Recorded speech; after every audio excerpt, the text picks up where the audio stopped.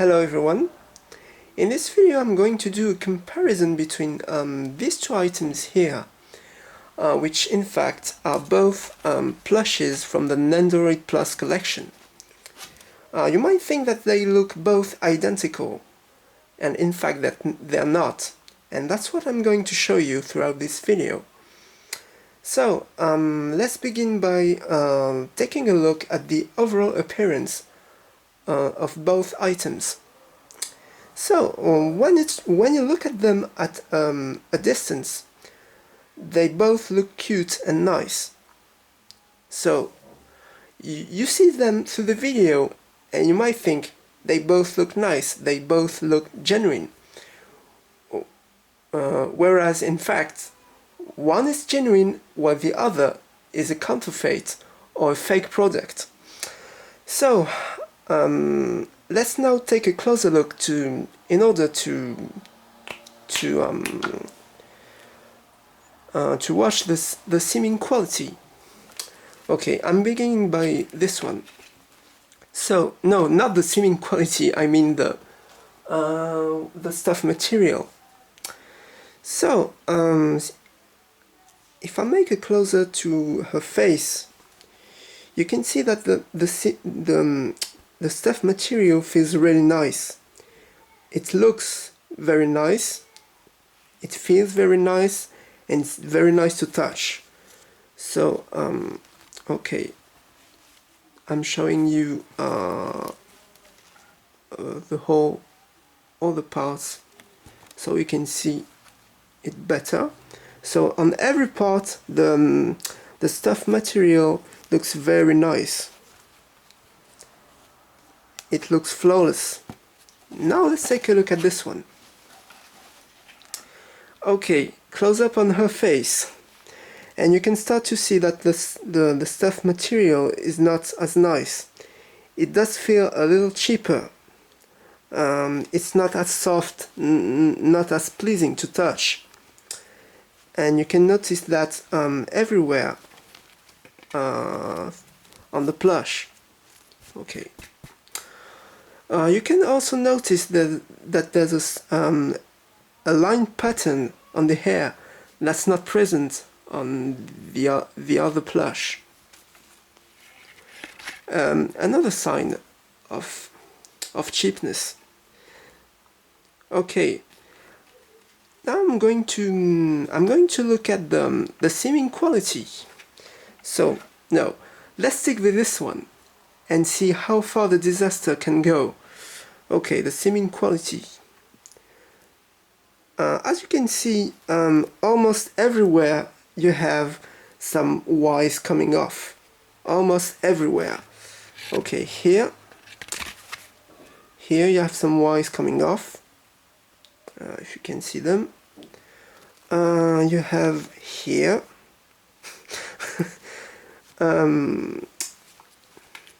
Okay, the funniest part is coming.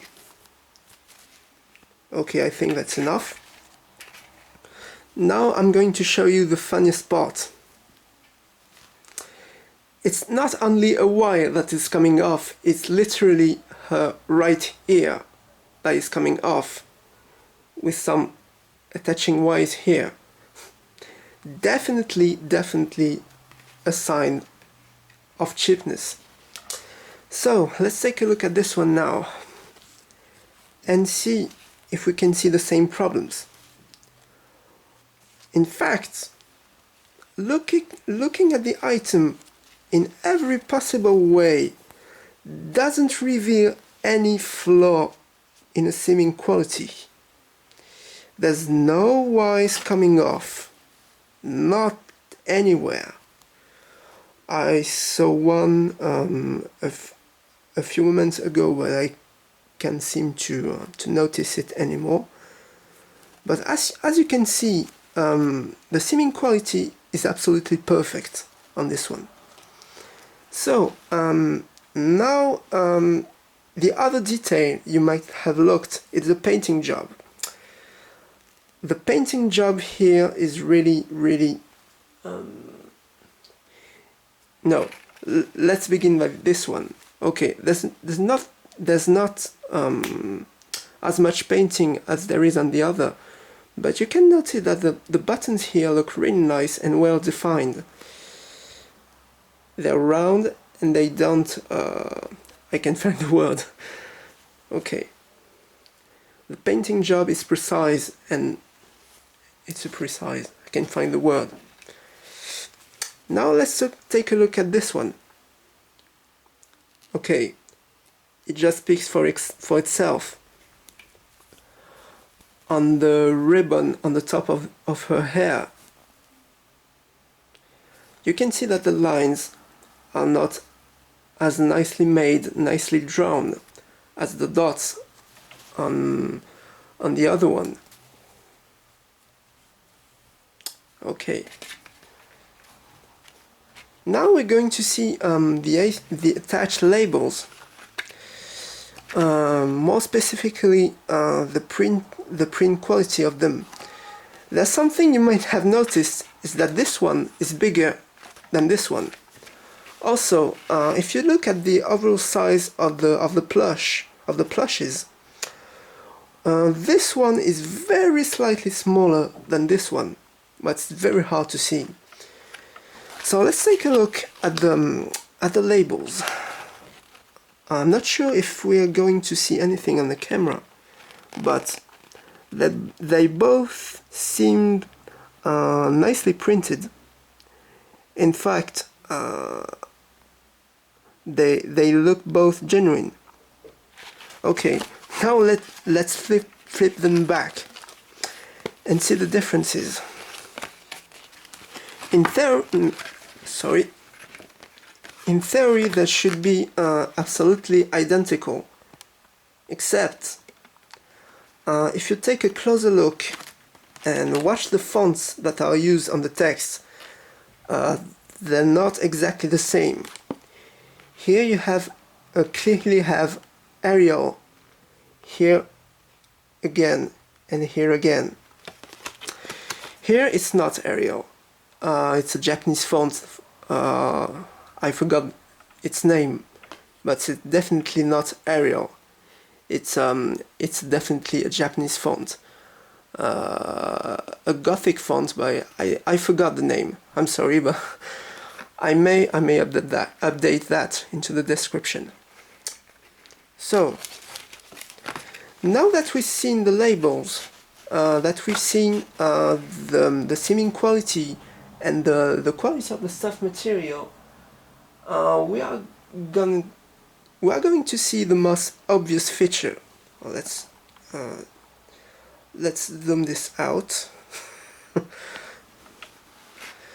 Okay, the most obvious feature is this.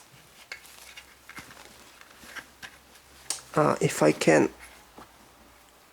Okay, on the bed it's not really easy to show this, but this one is fully articulated. This is the main one of the main features of Nendoroid Plus items.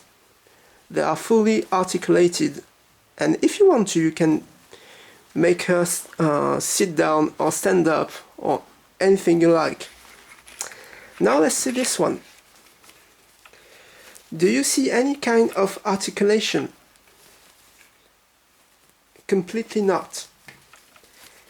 It's just okay. This one does offer a little resistance, and this one not.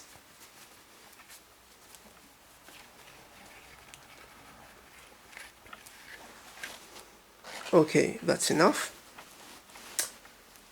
Now, there's something I noticed just before beginning this video. It's the small labels that are attached. Okay, at their back.